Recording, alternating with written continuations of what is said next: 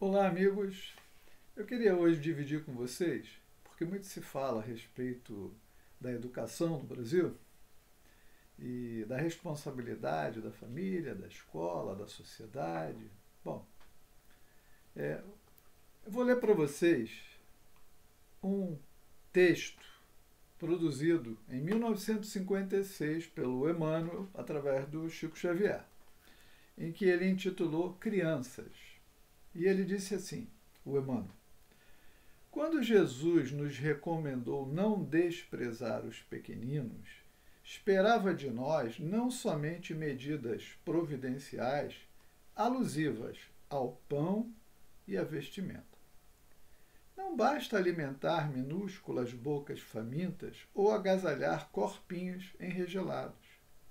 É imprescindível o abrigo moral que assegure ao espírito renascente o clima de trabalho necessário à sua sublimação. Ou seja, aquele espírito nasceu para se tornar alguém melhor, é uma criança que está sob a nossa responsabilidade.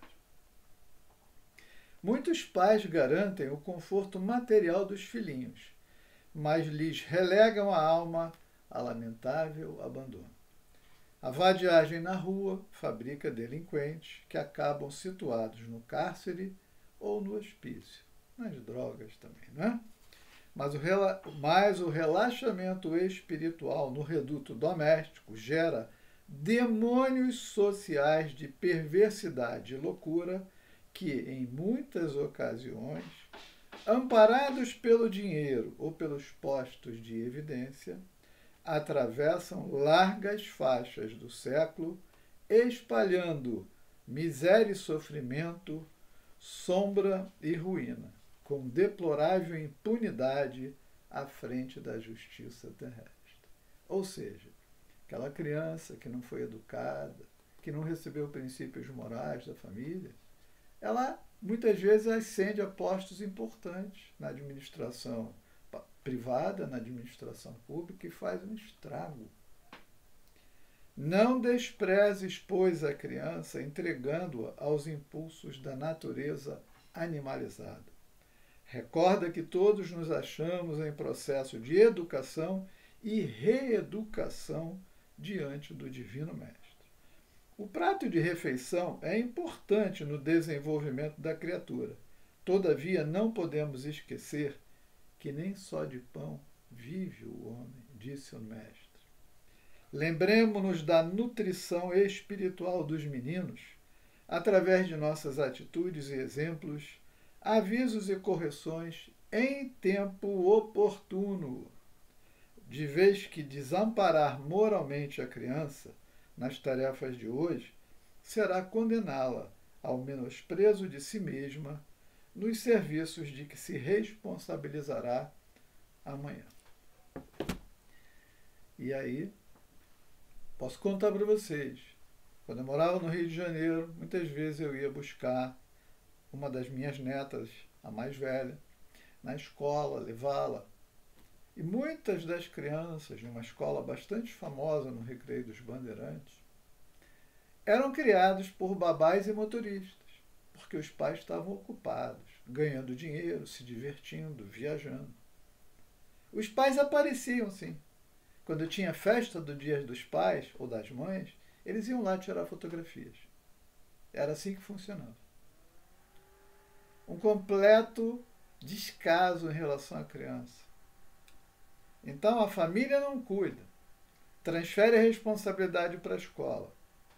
Boa parte hoje das escolas, ao invés de ensinar conteúdo que a criança foi buscar no processo educacional, trabalha na militância política, fazendo o patrulhamento ideológico de uma forma completamente distorcida, contando a história de maneira errada, dando à criança opções que ela não deveria ter em certas fases da vida dela, trabalhando a questão da ideologia de gênero e uma série de coisas. E aí, o Emmanuel nos apresenta um texto de 1956, que se colocássemos hoje em edição, estaria completamente atualizado. Cuide de seu filho, cuide de seu neto. Paternidade e maternidade são tarefas intransferíveis. Não se transfere para babá, para o empregado, por mais dedicado que seja. Não se transfere para a escola, para o professor, para o vizinho, para o colega do meio da rua, para o traficante. E hoje você vê. Ontem eu vi um vídeo de um cara com 30 e poucos anos que ele acha que ele tem que ser bebê, vestido de bebê, tomando mamadeira. Como é que ele chegou a esse ponto? Eu vejo vídeos nacionais e estrangeiros de pessoas que dizem que são gatos, cães, ovelhas e outros animais, os mais variados. Como que chegou a esse ponto? O princípio inteligente que começa no mineral, flui para o vegetal, flui para o animal, um dia desenvolvido, torna-se um ser humano. Então, adquire consciência o princípio inteligente no sentido de se desenvolver, até chegar a uma condição angelical, um arcanjo, um espírito puro, igual a Jesus. Aí fez toda aquela travessia nos reinos inferiores, chegou ao reino hominal, tornou-se um ser humano e aí diz que é cachorro.